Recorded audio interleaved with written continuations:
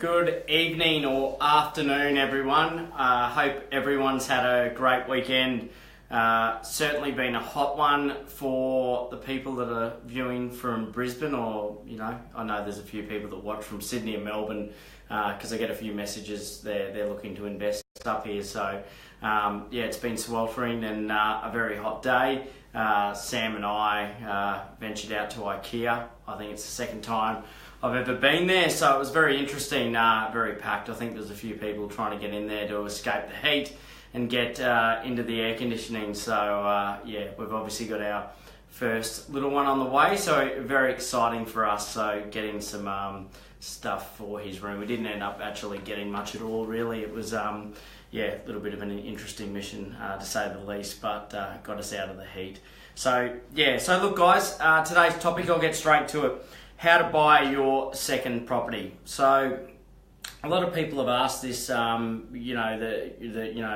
entered the property market. They've done the DIY, and they've watched the block, and they've probably painted their own house and done the gardens, and they've thought this is great. And they've got it revalued, and all their friends come over and say how great their property is, and they think, wow, let's do this again. So I guess there's a couple of ways to look at it. So I've sort of brought this topic up with the way of buying the property and holding on. So we'll go into a couple of different tangents. So first tangent is buying the property and holding on. So let's say you've bought your property. Let's say it's in Paddington, where I'm based and sell primarily. You're based in Paddington. You bought your property. You've lived in it for a while. You've done a fair bit of work. Now, the work done to the property would depend on your budget. If it's your first one, you're probably in the current market going to be paying around, the funds just mightn't be there to be able to add incredible value. So what we find is, some people set up, and I always got taught by a mentor of mine who owned multiple properties, was try to aim for one per year. Now, back in the boom times, I was buying a property every 6 months. That was my rule of thumb. I got it down to every 6 months. And that was with doing some really good cosmetics, basically doing the kitchens, bathrooms, living areas.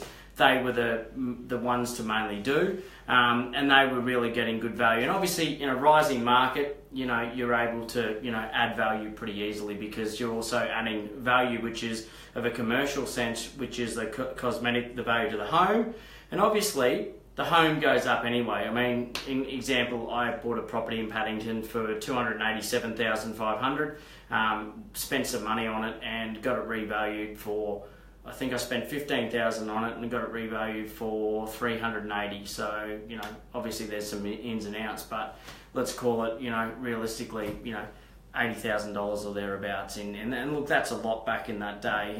That was back in 2002. So to buy your second property, look, I'd make sure that your first one isn't leveraged up. So you're living in it, doing the work. I'd try and do a lot of the work yourself or on the cheap. Maybe even go to IKEA. Maybe there's some stuff there that you can do to make it, into a rental property. And look, it's not going to mean it's going to get any less rent. So actually, that's a good idea. So if you buy the property with not the intention to sell, because obviously if you're buying for capital value, you're going to have to put better quality appliances and better quality finishes in the property than just going to IKEA and putting something in there that a tenant's going to trash down the track. So obviously, say you buy a property for $800, let's say you put 10% down, and you've got a little bit of money left over. So, your loan's about $720,000. You use some of that extra money to add the value, and then obviously get it revalued down the track. So say that property is then worth, $950. Theoretically, you got $150,000 there, from where you bought the property, but your loan might only be $720. So, so you've got a large chunk of money then to use as your security for your next one. But the banks and the way lending has changed since I started doing this years ago. So you would have to obviously put in a fair bit of money for the next one, but you'd be able to use your first one as security. Again, I would want to be making sure that the first property you had a really good property manager or got rental appraisals done, so you know what income your first property is going to return.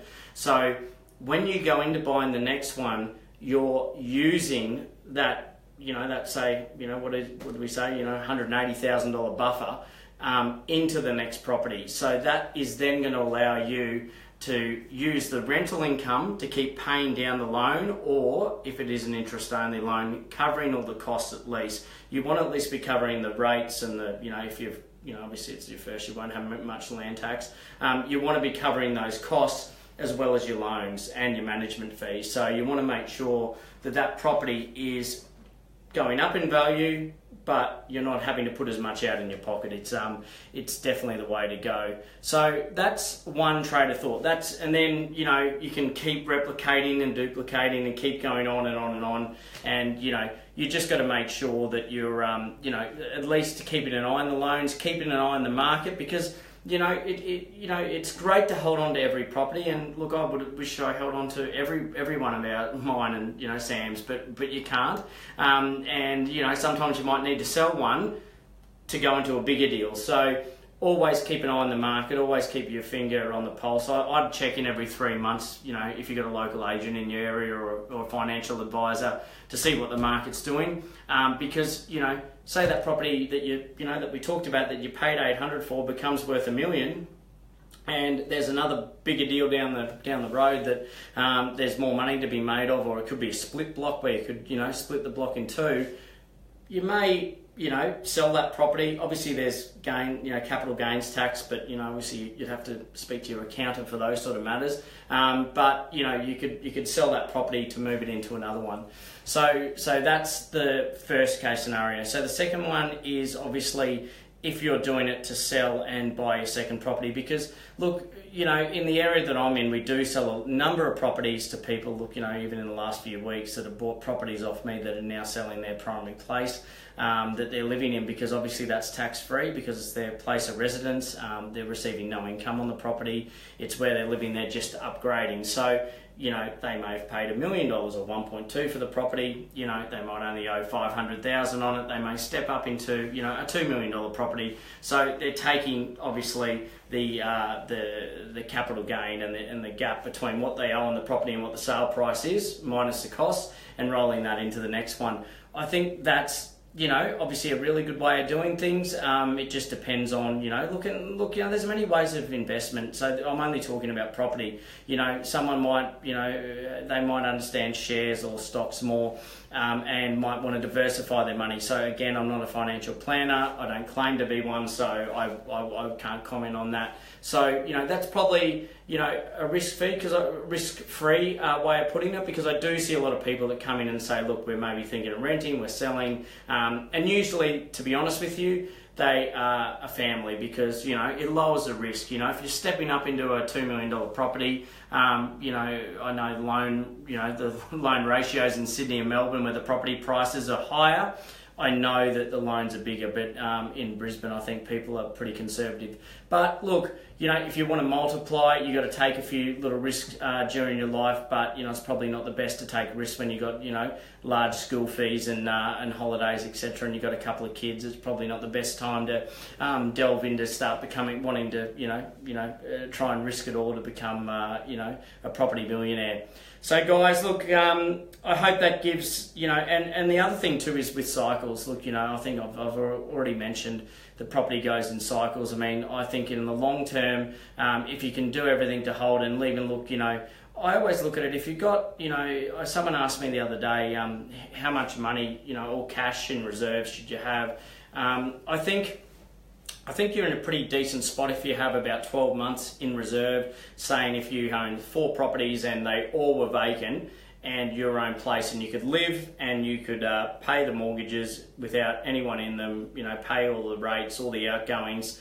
I think you're in a pretty safe position. So, it depends on, how you want to sleep at night, I guess, and what your security is like, with financial security, that is, as far as, how much of a buffer that you leave, because one thing you don't want to be doing, and I stress it, I wouldn't condone going out there to be buying a property and then, getting leverage right up and then buying another one, and then if there's a slight correction in the market, or your tenants move out and they move out for 6 months and you're out of pocket, you're in financial strain, or you lose your job, or your income goes down, I wouldn't suggest really redlining that. So it's simple mathematics. As I've always said, I was an OP21. I'm not, I never studied at school. I just took a keen eye on property. I got a mentor. Go and get yourself a mentor.